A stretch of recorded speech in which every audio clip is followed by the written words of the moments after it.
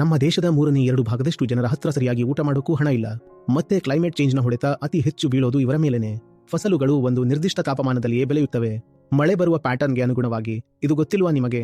ಬೀಜ ಹಾಕುವ, ಬಿತ್ತನೆ ಮಾಡುವ ದಿನಗಳಲ್ಲಿ ಮಳೆ ಬಿದ್ದರೆ ಏನಾಗತ್ತೆ ಅಥವಾ ಮಳೆ ಬೀಳದಿದ್ದರೆ ಏನಾಗತ್ತೆ, ಇವೆಲ್ಲ ಗೊತ್ತಿಲ್ವಾ ನಿಮಗೆ? ಇಡೀ ಹವಾಮಾನ ಪ್ಯಾಟರ್ನ್ ಭಂಗ ಆದಾಗ ಯಾವ ಬೆಳೆ ಬೆಳೆಯೋದು ಸಾಧ್ಯ?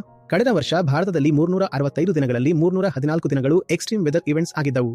ಯಾವುದೋ ಒಂದು ಕಡೆ ಬಿಸಿಲು ತುಂಬಾ ಜಾಸ್ತಿ ಇದೆ, ಇಲ್ಲಾಂದ್ರೆ ಮಳೆ ತುಂಬಾ ಜಾಸ್ತಿ, ಅಥವಾ ತುಂಬಾನೇ ಕಡಿಮೆ ಇದೆ, ಅಥವಾ ಎಲ್ಲಿಯೋ ದೊಡ್ಡ ಬಿರುಗಾಳಿ ಬೀಸುತ್ತಿವೆ. ಇಂತಹ ವಾತಾವರಣದಲ್ಲಿ ಬೆಳೆ ಬರಲು ಸಾಧ್ಯವೇ? ಗೋಧಿ, ಅಕ್ಕಿ, ಮೆಕ್ಕೆಜೋಳ, ಜೋಳ, ಸಜ್ಜೆ ಇವುಗಳ ಉತ್ಪಾದನೆಯಲ್ಲಿ 15% ಕಡಿಮೆಯಾಗಲಿದೆ. ಶ್ರೀಮಂತ ವ್ಯಕ್ತಿ ತನ್ನ ಆದಾಯದ 1 ಅಥವಾ 2 ಊಟದ ಮೇಲೆ ಖರ್ಚು ಮಾಡ್ತಾನೆ, ಆದರೆ ಬಡವನು ತನ್ನ ಆದಾಯದ 60% ಊಟಕ್ಕಾಗಿಯೇ ಖರ್ಚು ಮಾಡ್ತಾನೆ. ಮತ್ತೆ ಈ ಎಲ್ಲ ಕೊರತೆಗಳು ಹೋಗಿ ಯಾರ ಮೇಲೆ ಬೀಳುತ್ತವೆ? ಯಾರ ಪರ್ಚೇಸಿಂಗ್ ಪವರ್, ಅಂದರೆ ಖರೀದಿ ಸಾಮರ್ಥ್ಯ ಅತ್ಯಂತ ಕಡಿಮೆ ಇದೆಯೋ ಅವರ ಮೇಲೇನೆ. ಆದರೆ ಇವರಿಗೆ ಆಟಿಕೆ ಕೊಡಲಾಗಿದೆ, ಬರೀ ಮನರಂಜನೆಗಳನ್ನ ನೀಡಲಾಗಿದೆ. ಈ ಗಂಭೀರ ವಿಷಯ ನಮಗೆ ಇನ್ನೂ ಅರ್ಥವಾಗ್ತಿಲ್ಲ.